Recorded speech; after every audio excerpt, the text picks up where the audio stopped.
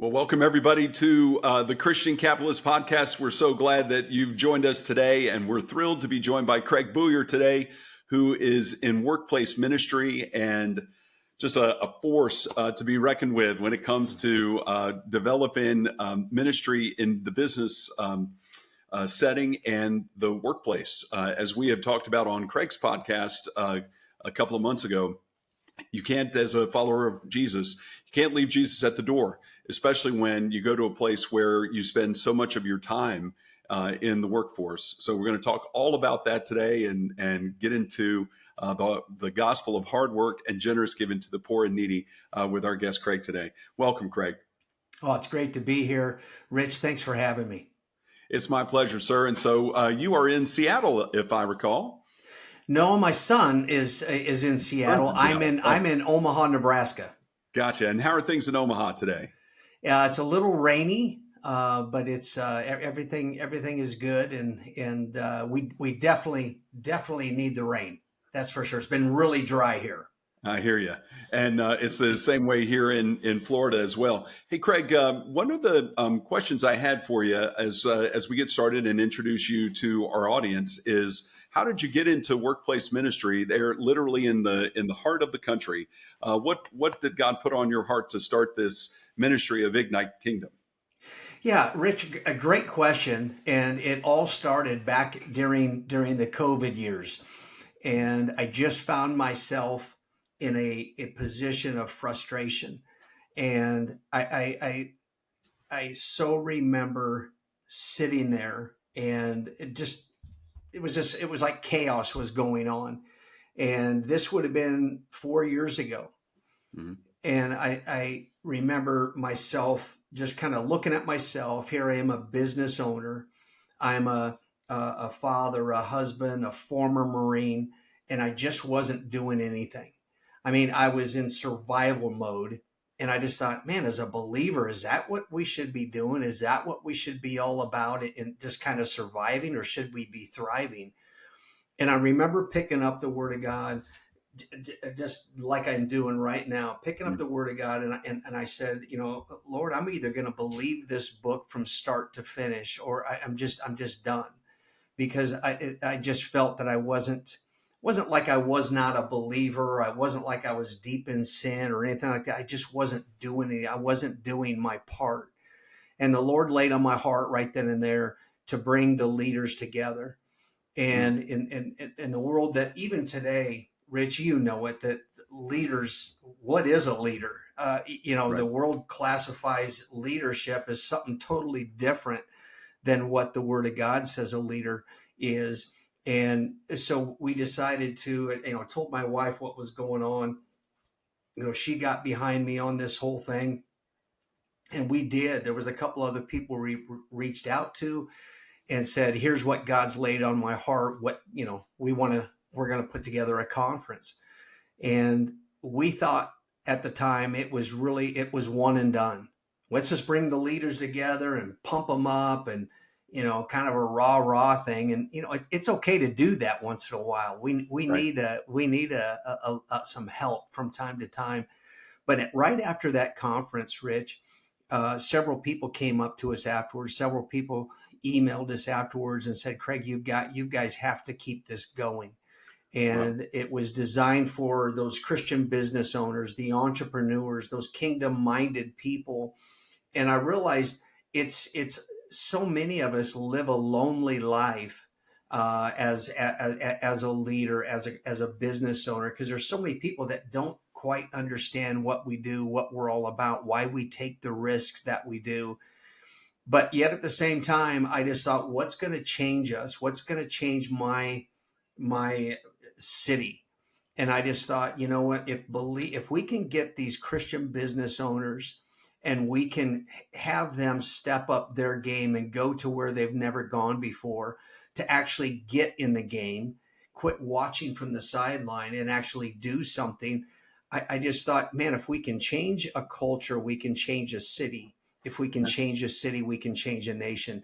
And here we are coming up May 15th and 16th of this next year is going to be our 5th conference.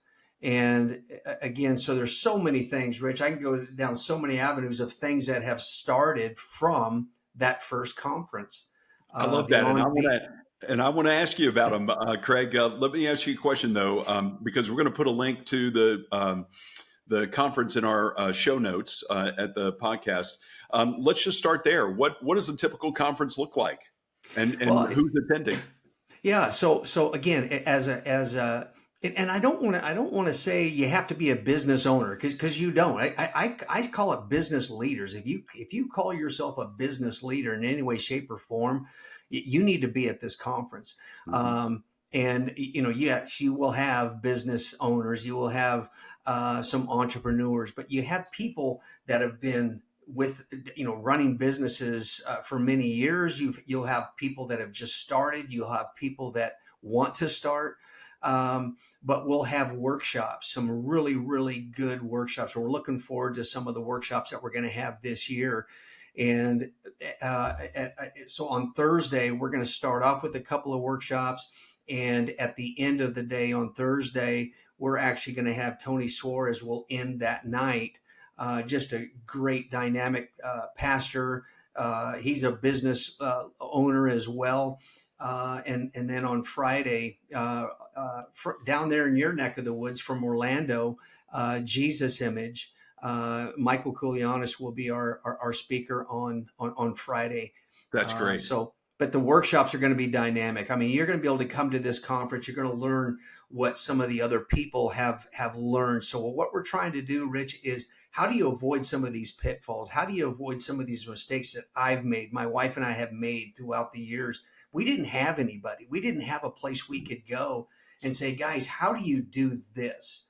So we're trying to do it to where you can avoid some of those things, and not only that, but this year we're going to have opportunities where you can actually step into another business, another stream of revenue, and to be able to walk away from a conference having an opportunity to do something else. Maybe it's part-time, maybe it's a full-time thing. Yeah. So it's going to be pretty cool. That is really cool. All right, so let me follow up on that. As you and I discussed when I was a guest on your podcast, and thank you again for inviting me. The Christian Capitalist book concludes with the 12th chapter in discussing the principles of the Christian capitalist, what we call the ethic, kind of like the Protestant work ethic.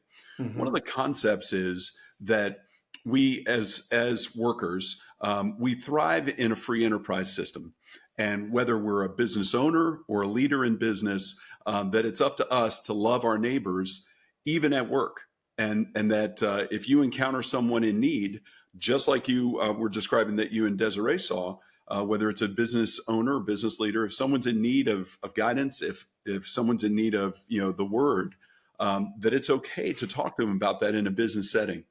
So let's talk about that a little bit. What Mm-hmm. does a workplace ministry look like? What is it? What, from your perspective, what does it mean to have conversations about Jesus in the workplace? Well, because Rich, for me, for so many years, and I think you said it at the beginning because I say it a lot, but I would leave Jesus at the door of the business. I wouldn't bring him in because it was like, well, I don't want to offend anybody. Right. I just I don't want to go down that path. So it's like okay, Jesus, I'm walking into this business. I'm going to sell them some product or a system. You stay here. And I look back at that and how foolish that was. And I'm not saying you need to go in and stand on the table and proclaim, Jesus as Lord. Right. It's not that. But yet at the same time, we need to put him first in everything that we do. And we can't be ashamed of the gospel. And again, I don't want to say I was in a state of sin, but here's the thing, Rich. If you're with a client and this client's known you for a couple of years, or you're in a business and you're in a cubicle and your neighbor right next to you after a couple of years looks at you and you made a comment and he said, well, boy, Rich, I didn't know that you were a Christian. I think that's failure. Yeah. Somewhere along the line, we've dropped the ball. The fruit, there should be some kind of fruit that is showing at some point in your walk. And I just think for me, I wasn't gonna go there anymore. I was gonna be bold about my faith because so much of the world is, I believe, Rich, is because we have been silent, and we have tucked ourselves away because, again, someone told us that we could offend somebody, um, and so we shouldn't say that, and I think that was a bad mistake. And I think so much of where we're at as a nation today is because the church has been silent about their walk, about their faith. We're to be the light of the world. It's Right. not, we're not supposed to be the light of the world only in certain places, Rich. We're supposed to be light of the world in everything that we do, in every place that we go. Someone should look at it and say, like, man, that guy Rich, there's something different about that guy. I want to know what that is, because he's got something. He's carrying something. The way you walk, the way you talk should be different than someone without the truth. You raised such a great point, Craig. In our church, we describe that as the light of Christ. And Mm. how do you shine the light of Christ to others? You and I have only met a couple of times, but first of all, with Veterans Day coming up next week, I want to thank you for your service in the Marine Yeah, Corps. As yeah, a Navy well, guy, I yeah, appreciate that. We were always yeah. happy to carry the Marines wherever they needed to go. That's right. Thanks for Um, your help. but my question is, along that line, since Ignite Kingdom is focused on business leaders, and we were Hmm. talking a little bit about what it means to be a leader, you and I have had the same level of basic training, and that is really on day one, maybe day two, in the Marine Corps or in the Navy. You're Yeah. taught to lead by example. And so leading by example is, from my perspective as a Christian capitalist, is core to what it takes to shine the light of Christ to others. Even if you raise a great point, even if you never tell anybody that you're a Christian, even if you don't wear a cross necklace, Hmm. if you're, a woman and go into work, and there are a bunch of women that I know who wear their cross necklace every day and never take it off. Even if you don't have any of those things, what do you think about that notion that the light of Christ should be able to shine to all, whether you're at work or at church? Yeah. I think if, because Rich, I think if you're in this, and everyone's already so excited about the conference, and again, I love the conference, but to me, it's the day to day stuff. And when you're in this, and your walk, you're spending not only time in the Word, but you're spending some quiet time with the Lord, just you and Him. I'm just telling you, stuff's going to happen in your life where people are going to see something. People are going to see that there's something different. Yeah. Why doesn't Rich have fear when we're living in the world that we're living in? The elections. You got, what's going to happen?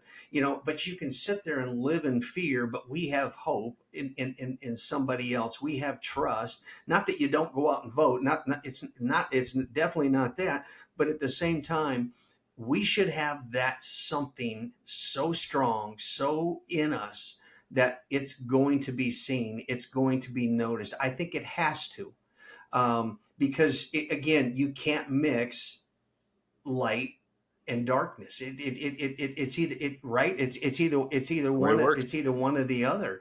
So Exactly. to me, that's what the leadership is about. And so many people get excited. Oh, Craig, who's going to be what's going to happen, and what are we going to walk away with? At the end of the day, what do the business leaders need more than anything? It's more of Jesus. It's more of this, because everything that we need is in this book. It talks about wisdom. It talks about understanding. It talks about discernment. Oh my gosh, that's a business plan right there. I mean, even if you walk away from this, and all you do is read Proverbs every single day, you're going to be so further down the line than you were ahead of time. But so many people, Rich, I get kind of disappointed in people. You call yourself a leader, but so many of us, when was the last time you've read a book on leadership? Right. A book on your whatever your business is, whether it's in sales or technology, and are you? We should be, Rich, whatever it is you're doing as a believer. you should do it better than your competition. We should be so much better. And I'm not talking about, people get discouraged because it doesn't say we're going to have an easy road as a believer. It doesn't say that, but it says we've got somebody with us, Yeah. and Yeah. and In he's fact, going to it says be the there. opposite. People are going to hate you because of what you That's believe. right. And That's that's right. fine. Yep. Jesus told us he's there with us in those moments too. You Yeah, know, absolutely. that it's just kind of the par for the course, especially in 2024. I don't think you and I are under any illusion that when you talk about Jesus in the workplace, there may be some people who frown and say, "Hey, Yeah. wait a second, I'm offended that you even mentioned the name of your Lord." And Mm, all I got to say is, hey, it's a two-way street. If yeah. Let's talk about it. Who do you follow? What do you worship? How do you Yeah. observe a higher power, if at all? Yeah. I think having Exactly. a discussion about it is helpful, but recognize that when this happens, there are going to be some folks who say, "Hey, wait a second, I don't want to hear about that." But that doesn't Hmm. mean you have to change who you are. That's right. Kraig, I want to tell you a quick story that happened since the last time you and I talked, and then would love for everybody to hear about your son and the reaction that he got from the barber whose shop he set up in front of. Yeah. Because I love that part of the story. So recently we had the occasion to work with our friend Marie here in town to help a young man who needed a car. And Marie did this outstanding job of getting a bunch of people together to help out. And we ended up giving a car to this young man a couple, 3 weeks ago. He was a coworker of hers. And a restaurant in Destin. It's got a beautiful view of the harbor and a terrific place for tourists and locals to go alike. So she makes this big production. The coworkers are around. Everybody's crying. It's a lot of fun. Later, she goes to a different part of the restaurant and talks to one of her coworkers who asked her, "Why'd you do that?" Mm, And she said, "Well, God called me to."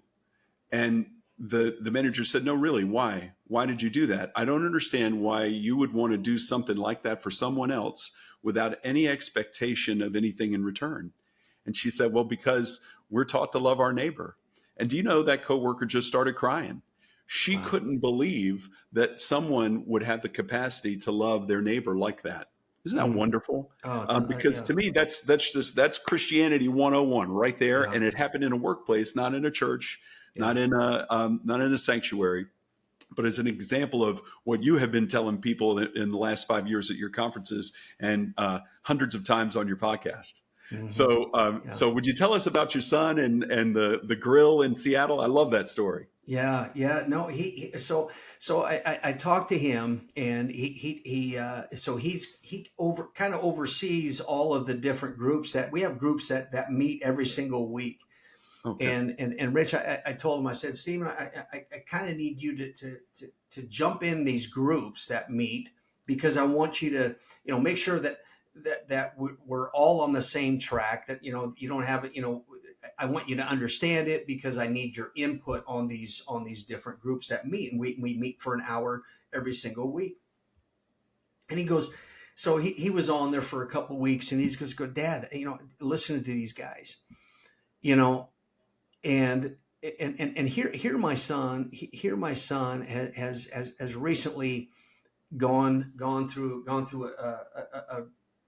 a bad divorce, Hmm. and but yet he's focusing on the Lord, and he knows the Lord is gonna be with him, never has left him, but there's a calling on his life. And he we were talking, and he says, what else can I do, Dad? I mean, and I said, son, what do you like to do? And he just goes, well, man, I love to grill.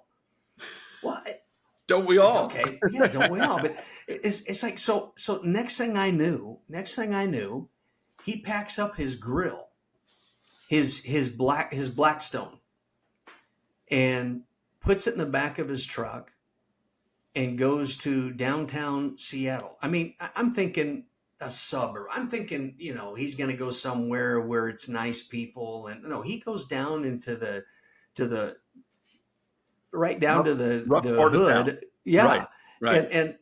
and sets up this grill, gets a bunch of burgers, gets some buns, gets some stuff to put on the burgers, and I want to say it was like 30.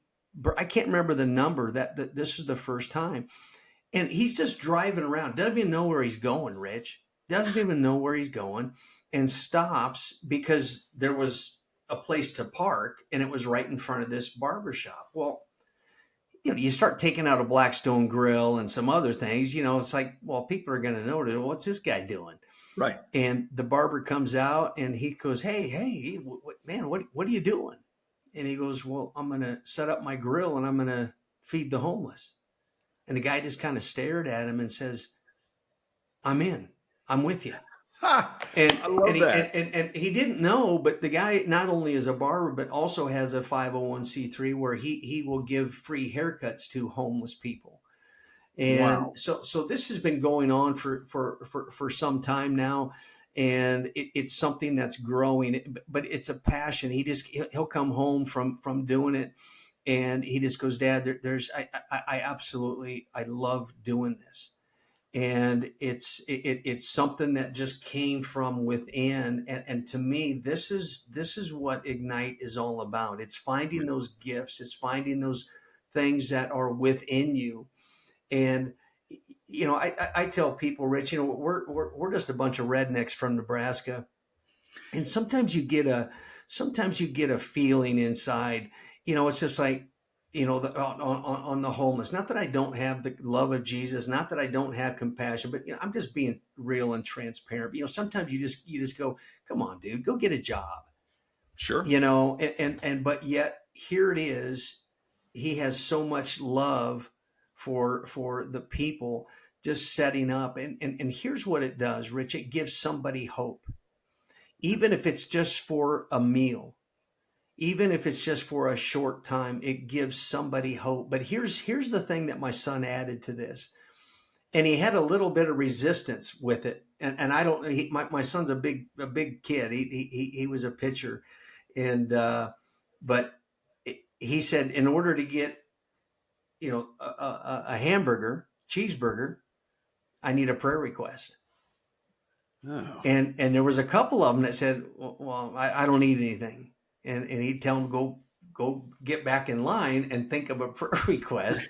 I mean, it's absolutely hilarious. So he's praying for these people. He's writing down these prayer requests and giving it to the Ignite team. And we found ourselves praying over these prayer requests.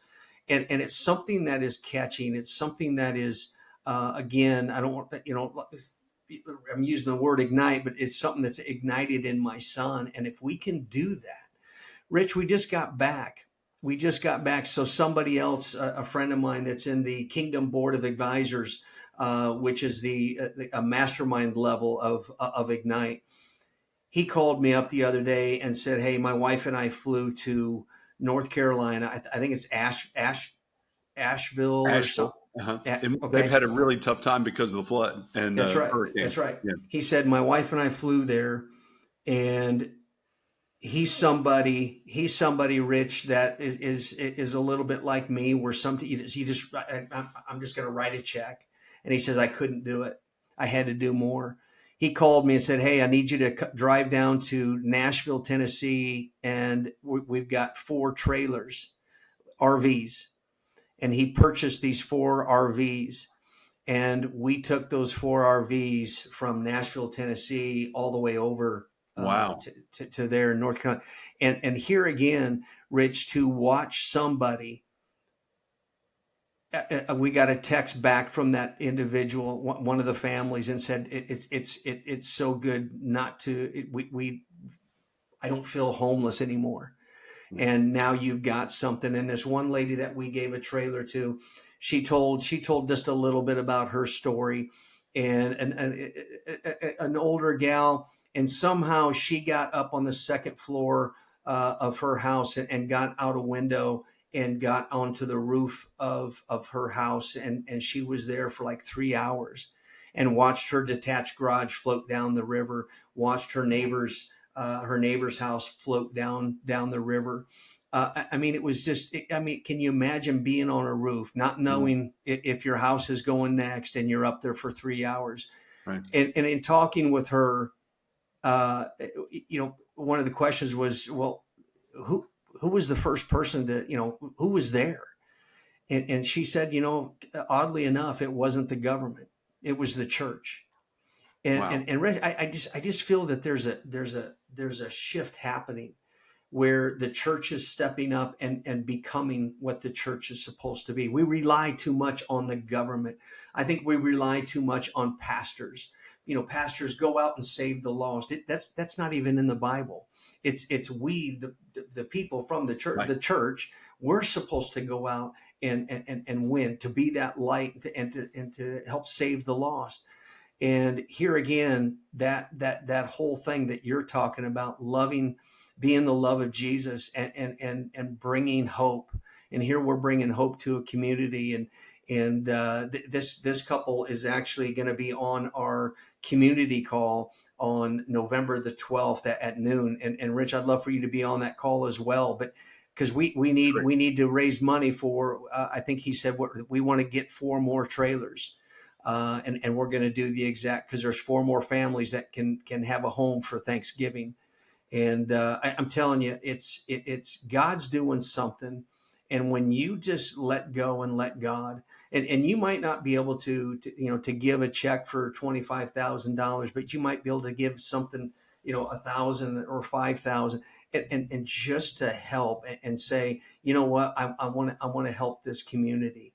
And to and Absolutely. to and to watch the pastor down there, I mean, oh my gosh, just with tears in his eyes, him and his wife, just a great couple. And just to be able to say, hey, you guys didn't talk about it, you guys did something. Did it. Exactly. And that, to me, that is the difference right there. And I think we're in that point to where believers are starting to say, you know what, I'm tired. And that was me. That's where I was at. I was tired of talking about it, and I didn't want to talk anymore. I'm going to do it. And we stepped up and did it. I And love it. things are happening. And you might do things wrong for a while. You may not be, it may not be perfect. It may look a little different, a little rough, but at the same time, uh, step out and get out of the boat, and you're going to see things happen in your life. And to I me, love it. that's what it's all about. And Craig, I got to tell you, you've hit on a number of important points from the Christian capitalist point of view. One of them is the more we make, the more we give. Mm, If for somebody like your friend who's on your advisory board to say, you know what, I'm just going to tithe, I'm going to give to my church, that's it. That yeah, thought would have never crossed his mind to get those 4 trailers and invite you to drive them out to North Carolina. yeah, The second is that by giving, we are likewise blessed. yeah. That those folks who have those homes now in North Carolina are blessed, but so are you and your friend Hmm. for having made that effort. Yeah. And finally, we talk a lot about in the book and on the podcast and on the weekly message. We talk a lot about the widow's mite, and that yeah, it's great. You got to have people who have means to contribute when there, especially when there's a disaster like this. But any amount helps Yeah. because the widow only had 2 coins and together they weren't even worth a penny. But Yeah. Jesus said she gave more than everybody else because That's that's right. all she had, right? So That's right. from my Yep. perspective, it doesn't matter how much you give as long as you give something. What do you Hmm. think of that? Well, and again, I love that. When we do something like that, Rich, to me, it's like, we talk about giving the tithe, we talk about the 10%, we talk about things, but to me, what is it a sacrifice? Is it a sacrificial, gift? And to me, it doesn't necessarily have to be something that hurts. Um, but man, there's times where it just, I think there's something to be said about that. And to me, it's being in that position. And there's too many times, Rich, where you know, we I, I don't want to say we make too much. That's not my point. But we only want to make a certain amount, and we're just content. Hmm. But I think if God is trusting us, and if you're a believer and you run a business, or you're an entrepreneur, or you're a business leader, I think you're going to have multiple streams of income. We believe that. And I think there's a reason for that, because when things happen like this, and Rich, it's like every time you turn around, I mean, every time we turn around, there's something that we should be giving to. And Exactly. if we're going to be that, if we're going to be that people, we've got to have the means to be able to finance that. I think there's a turning of the tide. I really do. I'm right Where there with you, Craig. I had a friend of mine who's an accountant the other day say, listen, God loves a cheerful giver. We read about that in the epistles from Paul, but that doesn't say anything about being a broke giver. That's right. Right? That's right. If you're going to give, you got to Absolutely. have means to Yep. give, even if it's Yep. a little bit. You know. Absolutely. Absolutely. I love it. Well, let me ask you a question then, as we wrap up. We talked about being, that Ignite Kingdom focuses on leaders in Hmm. business, and as we have talked, that a Christian capitalist, the motto is the more we make, the more we give. But in any walk of life and in any kind of business, um, let's switch over to talk a little bit about macro economics. You and I talked about this a little bit before the episode began. What are your thoughts about capitalism? And in particular, the brand of American capitalism that we've developed here, and how that enhances Ignite Kingdom and the business leaders that y'all work with. Yeah, and I think it goes hand in hand so well, Rich, with God giving us, because I think there's individuals that have this mentality, this poverty mindset, of waiting by the mailbox for this check that's just going to appear out of nowhere. Where again, going back to the Word of God, He's given us creative ways to create wealth. And when you talk about the this nation that we live in and the way that we can create wealth, and I believe the enemy is trying to even take that away. You look at other countries, this whole communism, and people say, oh, that will never happen. I think it's been trying to come our way for many years, Hmm. and I think you take away that opportunity to create wealth the way that we are as a nation, and I believe that's why we are still today one of the best nation, the best country that is out there. But I think it can change in such a heartbeat when you start talking about these other things and take it away. It's not fair and everyone should make the same. I don't know, Rich. To Yeah. me, it's almost a scary thing. But we got to take advantage of this. And again, capitalism, and you look at that, and my gosh, we've got endless resources. We've got so many ways. We've got so many creative people Yeah. that can take advantage of this. But some of them just need to quit talking about it and get in the game, and let's go. Let's do this. Let's change. Like I like I love it. said, let's change a culture, because we can change a city, and then we can change a nation. Absolutely, my man. As James says in his book, be doers of the word. Right. Yeah, Get out there and do. All yeah, right. So let me ask you absolutely. as a final question: what does it mean to you to be a Christian capitalist? Rich, here's what I want to say. We should be doing things every single day that make a difference.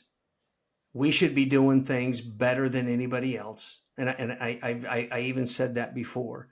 Mhm. And I think that we should have people coming to you, Rich, and say, Rich, how did you do that? How did you how did you create that? How did you get so far down the line? And as a Christian capitalist, I think there's something in us that we want to create wealth because we want to bring others alongside of us, that they can turn and do the same thing. I look at my son out there in Seattle, and again, he's going to a food bank, and we've got him plugged into some different things that he's doing out there where he's getting the food. But I want to get to the point to where we ignite, and even my son out there have created other ways to create wealth, that it doesn't matter if the food bank didn't have food that week. We can go, and we have the means, we have the income to go and grab those things, that we can go down and feed the homeless, to be able to make a difference and to create change and change hearts. And I I just love think that. I think we need to do it better than anybody, Rich. And I think we are. I think we're starting. Yeah, absolutely. Kraig, thank you so much. God bless you and all the work that you, your family are doing. We certainly enjoyed your time with us today and your inspirational stories. Thank you. And we'll look forward to talking with you again soon. Take care, Rich. All right, you too. Bye bye.